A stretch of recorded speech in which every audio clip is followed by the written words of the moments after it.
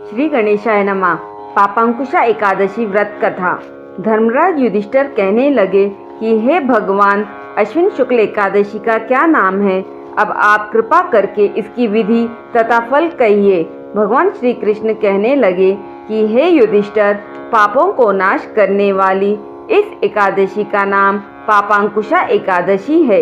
यह एकादशी इतनी पवित्र है कि यह मनुष्य के समस्त पापों के ऊपर अंकुश लगाती है और इसलिए इसे पापांकुशा एकादशी के नाम से जाना जाता है। हे राजन, इस दिन मनुष्य को विधि पूर्वक भगवान पद्मनाभ की पूजा करनी चाहिए। यह एकादशी मनुष्य को मनवांछित फल देकर स्वर्ग को प्राप्त कराने वाली है। मनुष्य को बहुत दिनों तक कठोर तपस्या से जो फल मिलता है, वह फल भगवान गरुड़ध्वज को नमस्कार करने से प्राप्त हो जाता है। जो मनुष्य अज्ञानवश अनेक पाप करते हैं परंतु हरि को नमस्कार करते हैं, वे नरक में नहीं जाते। भगवान विष्णु के नाम के कीर्तन मात्र से संसार के सब तीर्थों के पुण्य का फल मिल जाता है। जो मनुष्य भगवान विष्णु की शरण में जाते हैं, उन्हें कभी भी यम यातना भोगनी नहीं पड़ती। जो मनुष्य वैष्णव होकर भगवान शिव की और शैव होकर भगवान विष्णु की निंदा करते हैं, वे अवश्य नरकवासी होते हैं। सहस्त्रों वाजपेय और अश्वमेध यज्ञों से जो फल प्राप्त होता है, वह एकादशी के व्रत के 16वें भाग के बराबर भी नहीं होता है। संसार में एकादशी के बराबर कोई पुण्य नहीं है। इसके बराबर पवित्र तीनों लोकों में कुछ भी नहीं है। इस एकादशी के बराबर कोई व्रत नहीं है।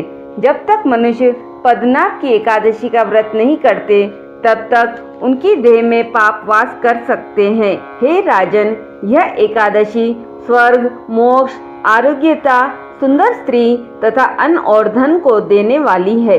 एकादशी के व्रत के बराबर गंगा, गया, काशी, कुरुक्षेत्र और पुष्कर भी पुण्यवान नहीं है। हरिवासर तथा एकादशी का व्रत करने और जागरण करने से सहज ही में मनुष्य विष्णु पद को प्राप्त होता है।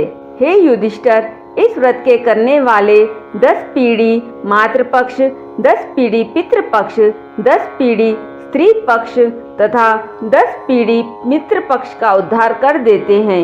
वे दिव्य देह धारण कर चतुर्भुज रूप हो, पीतांबर पहने और हाथ में माला लेकर गरुड़ पर चढ़कर विष्णु लोक को जाते हैं।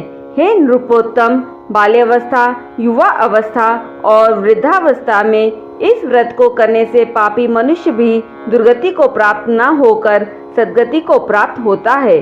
अश्विन मास की शुक्ल पक्ष की इस पापांकुशा एकादशी का व्रत जो मनुष्य करते हैं, वे अंत समय में हरिलोक को प्राप्त होते हैं तथा समस्त पापों से मुक्त हो जाते हैं। सोना, तिल, भूमि, गो, अन्न, जल, छत्री तथा जूती दान करने से मनुष्य यमराज को नहीं देखता। जो मनुष्य किसी प्रकार के पुण्य कर्म किए बिना जीवन के दिन व्यतीत करता है, वह लोहार की भट्टी की तरह सांस लेता हुआ निर्जीव के समान ही है। निर्धन मनुष्यों को भी अपनी शक्ति के अनुसार दान करना चाहिए तथा धन वालों को सरोवर, बाग, मकान आदि बनवाकर दान करना चाहिए। ऐसे मनुष्यों को यम का द्वार नहीं देखना पड़ता तथा संसार में दीर्घायु होकर धनाढ़, कुलीन और रोग रहित रहते हैं। इसकी कथा इस प्रकार है। प्राचीन समय में विंध्य पर्वत पर क्रोधन नामक एक क्रूर शिकारी रहता था। पशु और पक्षियों की दर्दनाक हत्या करना ही उसका व्यवसाय था। उसका सारा जीवन हिंसा, लूटपाट, मदपान और गलत संगति पाप कर्मों में बीता। उसके इस पाप कर्मों के कारण यमराज ने उसके लिए नरक का स्थान पहले ही निश्चित कर दिया था। अब हुआ यूं कि एक दिन किसी तरह इस शिकारी को पता चला कि वह जो कार्य कर रहा है, उसके कारण उसे मृत्यु के पश्चात नरक लोक में जाना पड़ेगा और वहाँ की अत्यंत असहनीय यातनाएं सहनी पड़ेगी।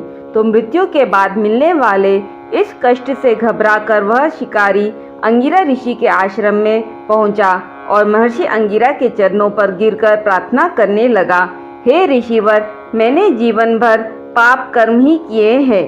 कृपा करके मुझे कोई ऐसा उपाय बताए जिससे मेरे सारे पाप मिट जाए और मोक्ष की प्राप्ति हो जाए।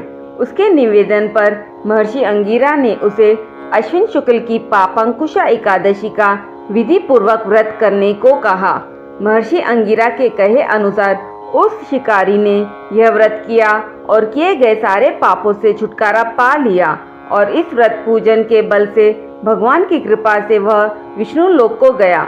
जब यमराज के यमदूत ने इस चमत्कार को देखा तो वह शिकारी को बिना लिए ही यमलोक वापस लौट गए। हे राजन, यह पापांकुशा एकादशी की कथा मैंने लोकहित के लिए कही है।